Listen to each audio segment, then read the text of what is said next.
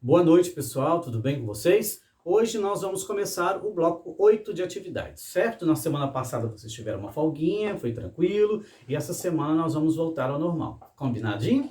Pessoal, de geografia eu quero hoje propor para vocês um trabalho que eu já tive vontade de fazer ano passado, aliás, ia desenvolver com vocês, mas por causa da pandemia não foi possível, que é o Museu da Família. A gente tinha pensado em fazer de forma presencial, só que não teve jeito. Então nós vamos fazer o nosso Museu da Família virtual. Nós estudamos no ano passado sobre a memória, sobre a história, sobre a importância da história de cada um. Para essa semana eu gostaria que vocês procurassem, não precisa ser hoje nem amanhã, pode ser até o fim de semana, pode ser até semana que vem, se você precisar de um tempinho maior. Um objeto, alguma coisa que para você tem valor sentimental, tem valor histórico para você ou para sua família. Qualquer coisa. Você vai me enviar a foto, você vai me falar o nome do objeto, se for um objeto um pouco menos conhecido. Você vai me falar também qual a data aproximada de que esse objeto está na sua família, se tem muitos anos, se você aproximadamente, ou se você tem uma data certa. Pode ser uma roupa, pode ser um objeto que pertenceu à sua avó, seu avô, ou seus pais, qualquer objeto, ou da sua própria existência. Por exemplo, eu trouxe aqui para mostrar para vocês de exemplo, isso aqui, ó. Esse objeto que eu tenho aqui é um objeto que eu guardo comigo há muito tempo. Às vezes eu deixo ele no armário guardado, não deixo ele muito exposto, não. Mas eu não vou jogar fora nunca. Por quê? Porque ele tem um valor para mim. Ele pertence a um tio meu, que eu gosto muito, e que me deu de presente, com muito carinho. Então está guardado, isso me relembra alguma coisa, me relembra algum fato da minha história, certo? Eu tenho aqui em casa vários objetos, né? Entre roupas, eu tenho uma roupa, por exemplo, guardada, que pertenceu ao meu pai e à minha mãe, né? Que já não estão mais aqui. Eu gosto de guardá-los. Está guardadinho, está dobradinho, está guardado num cantinho, eu não fico mexendo todo dia.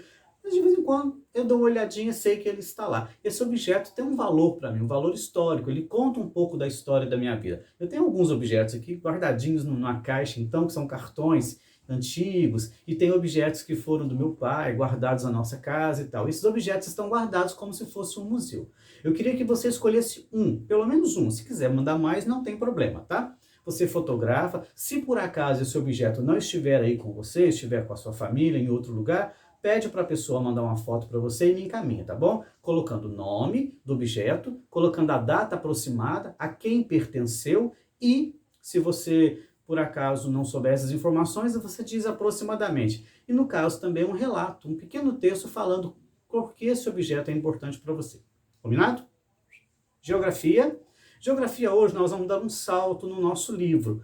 Nosso livro ele tem uma certa idade já foi editado há algum tempo e ele está um pouquinho desatualizado. Então nós vamos pular lá para frente, depois a gente retoma, quando estivermos de volta presencial, a gente retoma a parte que ficou para trás de forma atualizada. Nós vamos falar hoje um pouquinho de mapas temáticos, que é muito interessante, muito importante para você compreender o estudo dos mapas e para compreender melhor as coisas da geografia. Então no seu livro você tem 2 mapas de exemplo. O que é um mapa temático? O mapa é o mesmo, né? É o contorno.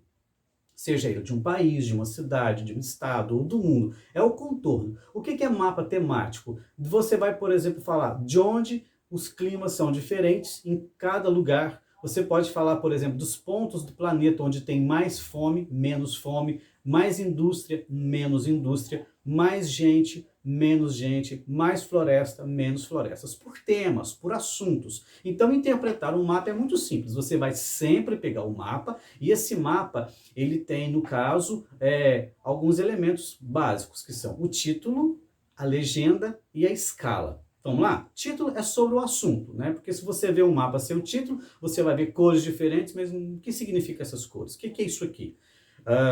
Esse é o título, certo? A legenda é a qual cor ou a qual símbolo significa a informação que está no mapa. E a escala é como se fosse uma medida, de acordo com o tamanho do mapa. É bem simples, quer ver?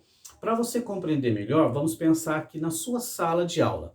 Cada metro da sua sala de aula equivale a uma carteira, certo?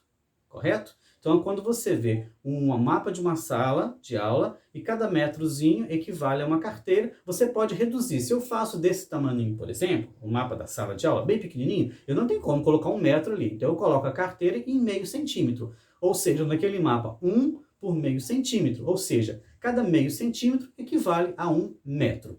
Então, por exemplo, eu pego o mapa como esse que eu estou te mostrando aí de exemplo, cada centímetro equivale a um número X de quilômetros dentro do mapa, certo? 1 centímetro equivale a tantos quilômetros, dependendo do tamanho do mapa. É para ter uma noção do quão grande ou do quão pequeno é aquele espaço, certo?